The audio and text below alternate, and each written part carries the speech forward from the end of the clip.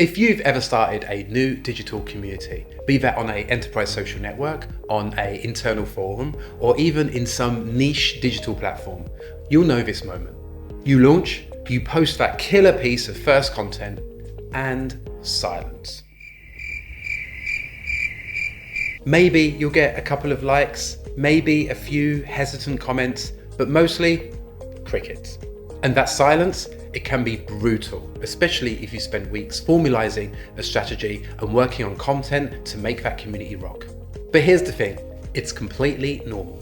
I know this feeling firsthand through my career in internal communications, but also when I started streaming on Twitch a few years ago. I'd fire up my stream full of energy, powered on my PlayStation, and no one was there. Just me talking into the void. And let me tell you, nothing feels weirder than trying to be engaging when you have an audience of zero. But I kept showing up. I kept talking, I kept playing, I kept creating new moments, because I knew that when somebody did eventually pop into my Twitch stream, that I wanted them to feel like they'd arrived somewhere that had energy. And that's exactly how it works with communities of purpose.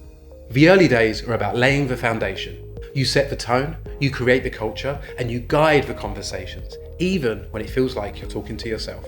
Because over time, your people will start to see that things are happening over here. They notice the consistency, the welcoming vibe, the meaningful discussions, and they start to engage themselves. Fast forward to now, and on Twitch, I have a small but perfectly formed and highly engaged community. And in my working life, I had to be this patient when I was creating the flourishing communities that I established in the places that I've worked in and the clients that I now work with. So, what can you do when your community is in that quiet phase? You'll already have in mind some of those colleagues, friends, and influencers in your business that get what it is that you're trying to achieve. Share with them a personal, heartfelt invitation to the group and ask them to get involved. Ask great questions, share insights, and post news articles relevant to the community, and then @mention people that you think might have an interesting perspective.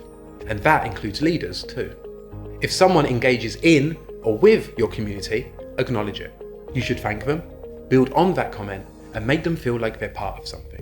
Your community shouldn't be an echo chamber. Ensure that you're signposting your community and what it's about in other places too, like posters, Teams channels, newsletters, internet articles, town halls, and the like. And remember that growth takes time. Keep showing up and your audience will too. Building a community isn't about overnight success. It's about patience, consistency, and intention, and creating an environment that people want to be a part of. So if your community is in that quiet phase right now, don't panic.